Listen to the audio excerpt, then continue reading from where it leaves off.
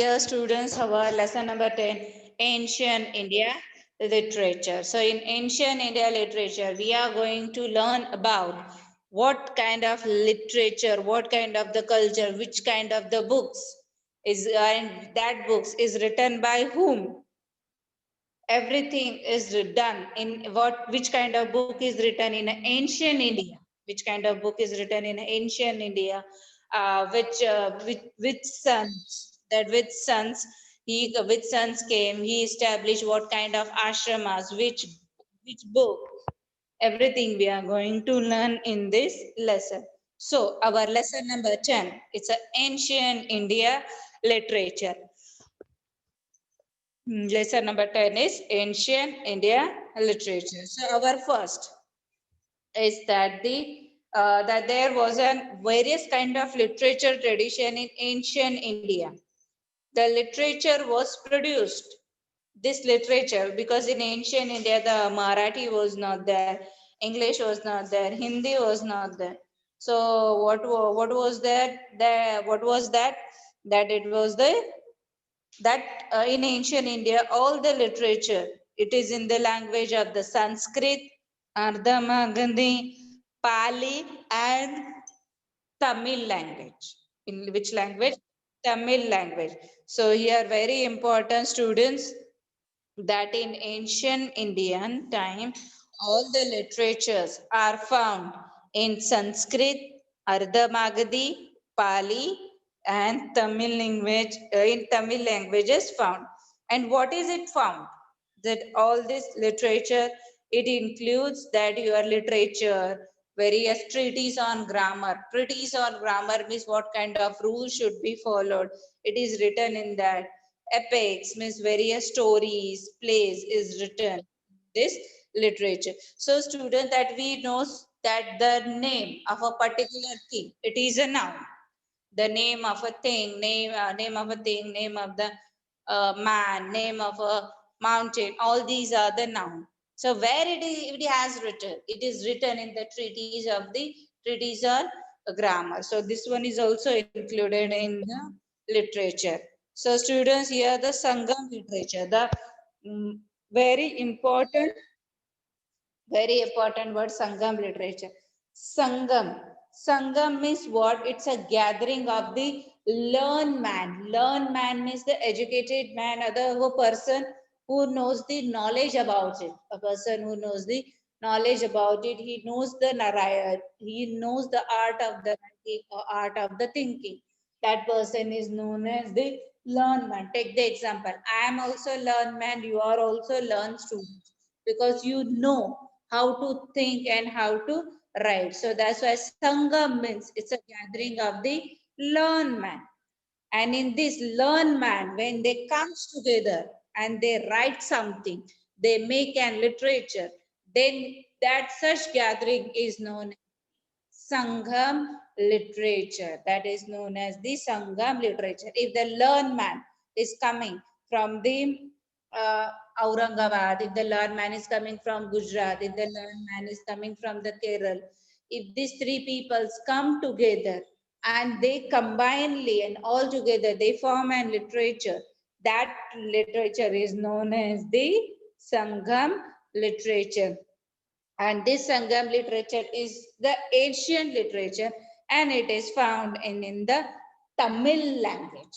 Normally, this Sangam literature is found in Tamil language.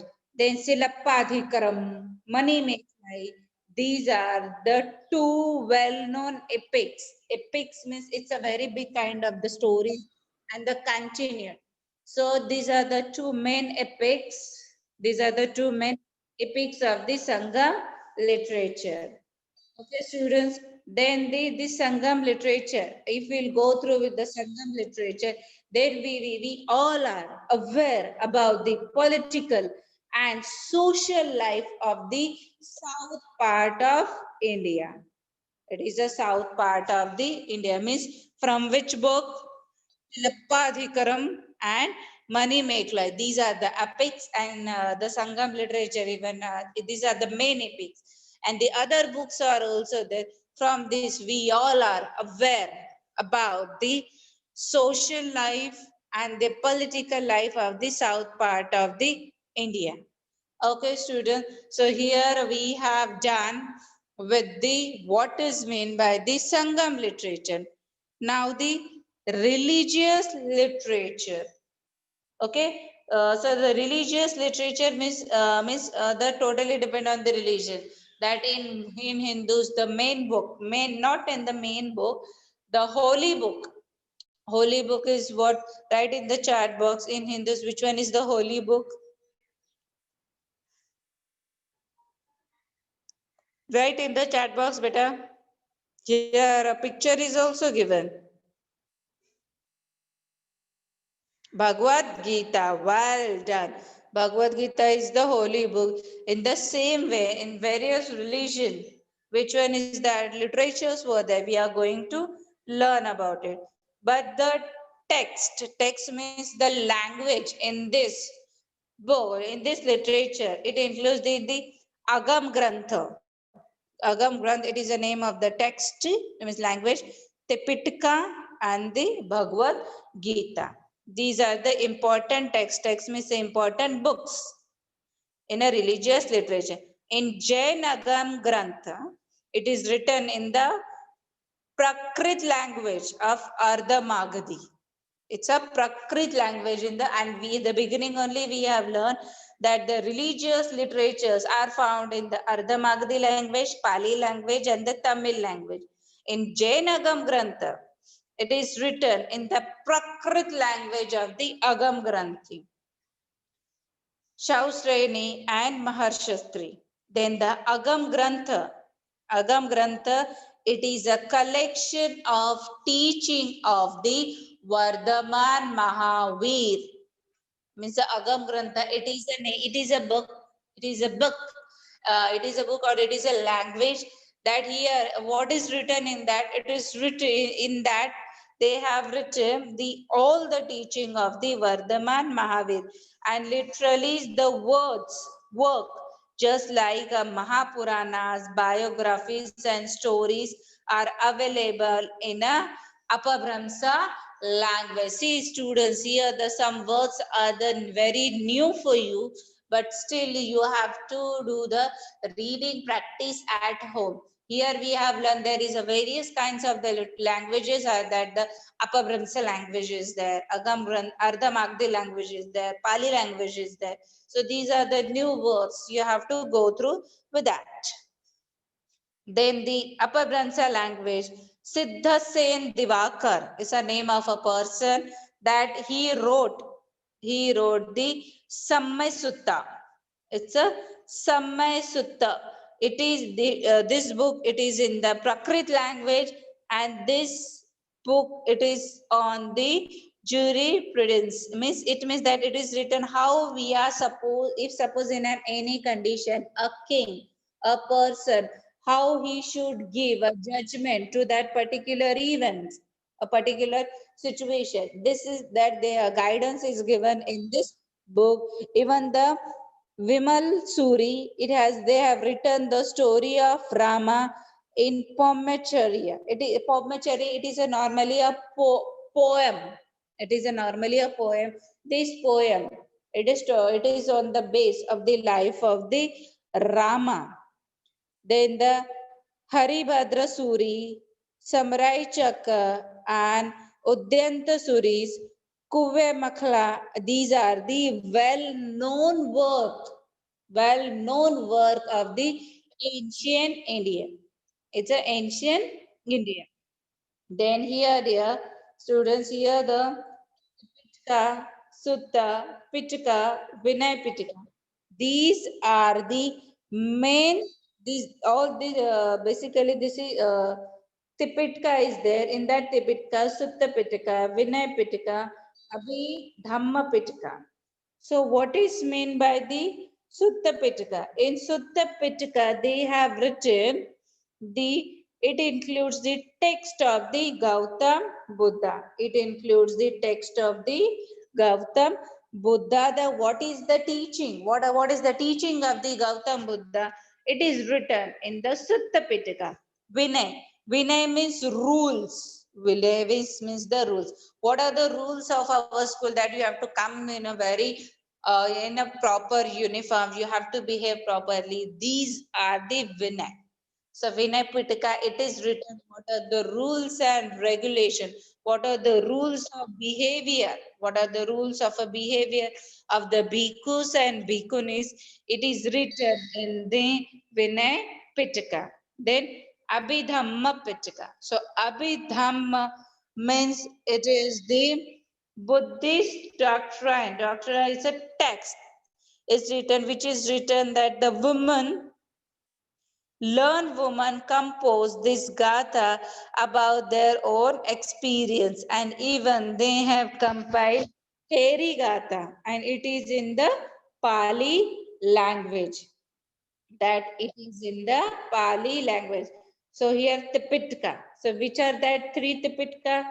Sutta Pitaka, Vinay Pitaka, and Abhidhamma Pitaka. Sutta Pitaka, it is written in that book, it is written the teaching of the Gautam Buddha. And Vinay Pitaka, they have written rules and regulation. Rules and regulation of the for the Buddhas and Buddhists in their behavior. And Abhidhamma Pitaka. Abhidhamma Pitaka means they have written, means the bhikkhus and bhikkhunis, they have written their experience. Even the women also, they have written their experience. And here the Bhagavad Gita. The Bhagavad Gita. So what is written in the Bhagavad Gita? That it is a holy book. That Bhagavad Gita is a holy book of the Hindus. And this Bhagavad Gita, it is a part of the Mahabharata. And this Bhagavad Gita tell us to everyone that it is our duty that we are supposed to do our work without any expectation. Yes, without any expectation, we have to do our work. But just in India, in Marathi, we are saying that फळाची अपेक्षा न करता आपण आपले काम करत राहिले पाहिजे. And Hindi, that कभी कभी सर ने भी कहा गया है कि फल की अपेक्षा मत करो, सिर्फ अपने कर्म करते रहो. So what is written in the Bhagavad Gita, that we are supposed to do our work without any expectation. And even this book is also give the path of devotion, that God is open to all. Means God is not for a particular person. God is not reserved only for a particular religion, particular person. No, in this Bhagavad Gita give the path of devotion, that God is open for all. The God is open for all. Then student, this is the picture of the Adi Shankaracharya. His contribution is also important in the ancient Indian culture.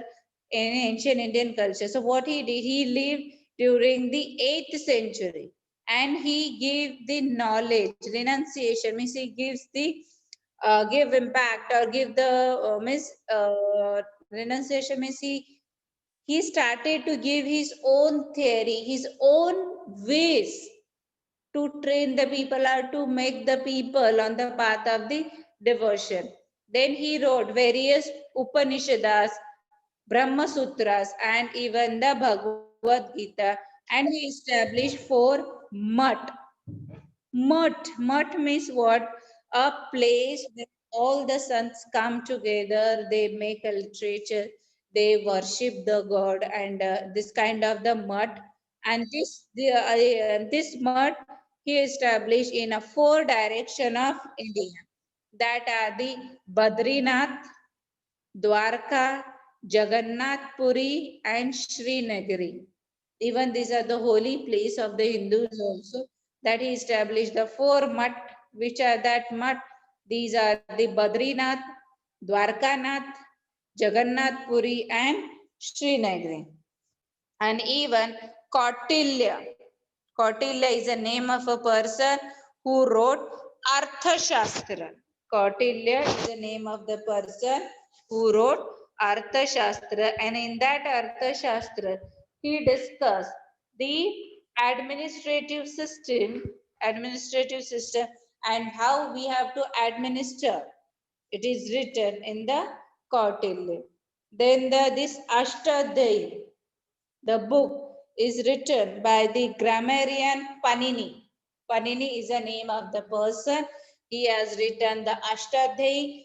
In that Ashtadhyayi, that they have written rules and regulation there while constructing a sentence. It is written in the Ashtadhyayi. Then the Patanjali. Patanjali is the name of a person who wrote the Mahabhasya. Mahabhasya means what? What are the basic principle of the Ashtadhyayi? It is written in the Mahabhasya book. It is written in the Mahabhasya book. Okay, students. So here what is meant by the Arthashastra? Basically, you have aware about the words of the economy. That is in Hindi, it is known as the Arthashastra, and it is written by the Kautilya. And here we have written that in Arthashastra, they have written the duties of a king, system, that how we are going to select a minister, what is the system of the defense, type of force, how the formation of army during the war, plans of organizing the water, if you have the treasure. So in there, how you are supposed to use that treasure. Everything is written in this Arthashastra book. Then Ramayana and Mahabharata. Students, this Ramayana and Mahabharata, these are the two Arsha epics. Arsha means what? The epics, which one is composed by the rishis, which was composed by the rishis. So that's why this Ramayana and Mahabharata is known as the Rishi epics. And this Ramayana is composed by the Rishi Valmiki, and the Mahabharata is composed by the anyone has the idea who has written the Mahabharata? Very good, Vyas. Very good, it is a Vyas. Well done, student, that you are having the idea who has written a Mahabharata. That Ramayana is written by the Rishi Valmiki, and Mahabharata is written by the Vyas. And the Ramayana, it is written, the main character in the Ramayana is the Sri Ram. And in Mahabharata, you can see there is a war between the Kauravas and the Pandavas. And even in Mahabharata only, they said the life of the Krishna. And even the Mahabharata provides our the picture that what are the various human sentiments were there, emotions are there, and what are the consequences, and how we have to overcome on it. Everything is written in the Mahabharata. Then sometimes dear, what happened in that period, the history of language, literature and art, that is remain even the later on. It means this Mahabharata and Ramayana is written in the ancient time of India, but still we are in a modern period of history, but still we are reading it. Still we are reading it and we are going through it. No, that we are supposed to follow with that all the religions and what is, and it is a Ramayana, this Ramayana and Mahabharata, it is a holy book that we are also following this one only. And even the art literature, even they produce period, this one art and literature is produced a particular period. That period is known as the classical period. That period is known as the classical period. And even this Raghuvamsha, Kumar Sambhava, this book is written. Which one? The Raghuvamsha, Kumar Bhava. This book is written by the Kalidasa. Then Kirtarjunya, it is written by the Bharvi. And Shishupal Vadh. Shishupal Vadh is written by the Magha. Shishupal Vadh is written by the Magha. And all this composition, it is in the ancient period of history. So that's why this period is known as the classical. This period is known as the classical, and even we can call it as a classical Sanskrit. We can call it as a classical Sanskrit. So students, I guess you have understood with this slide that Adi Shankaracharya, that he was in 8th century. He knowledge and renunciate the people. He did the renunciation, and even he explained what is mean the Upanishada, Brahma Sutras and Bhagavad Gita. And the Adi Shankaracharya established Badrinath, Dwarkanath, Jagannath Puri and Srinagari, that we have learned, and even that we all are learning economics.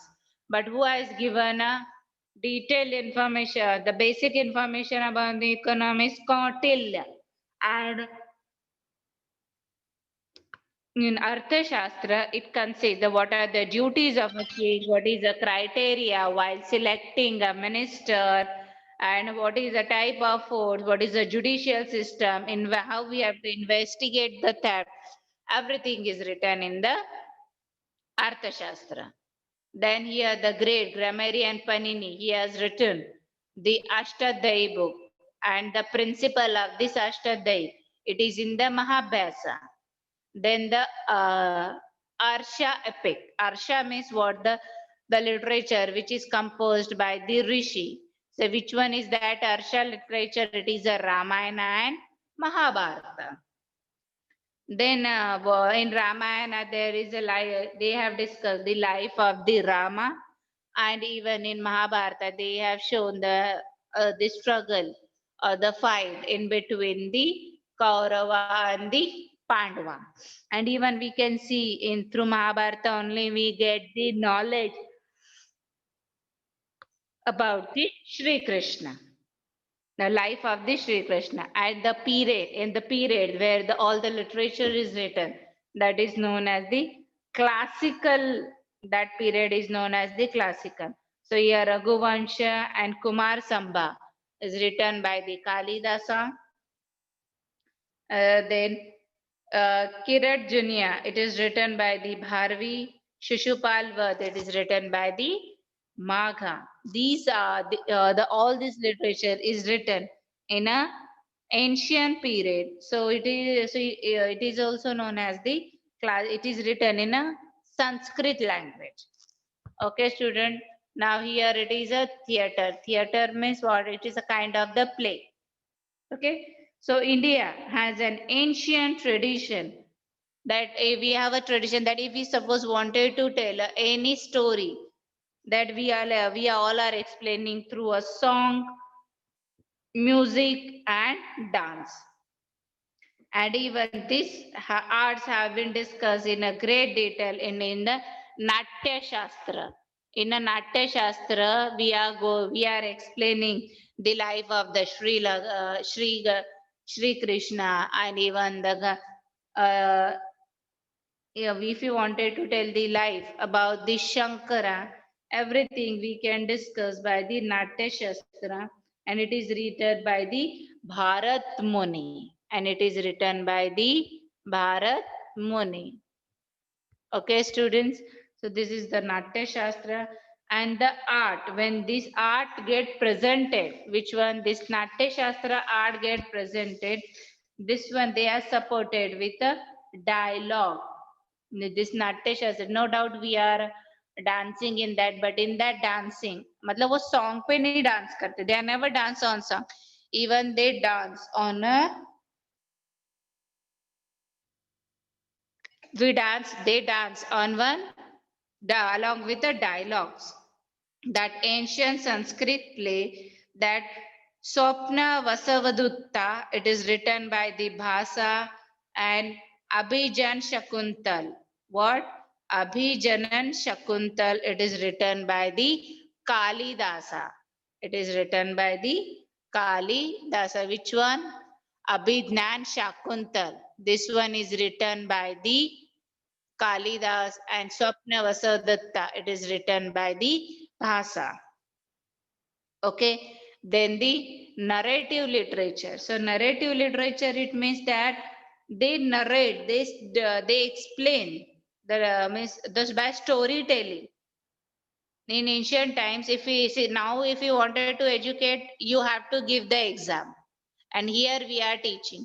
But in ancient time, they are supposed to tell the story. They are supposed to tell the story.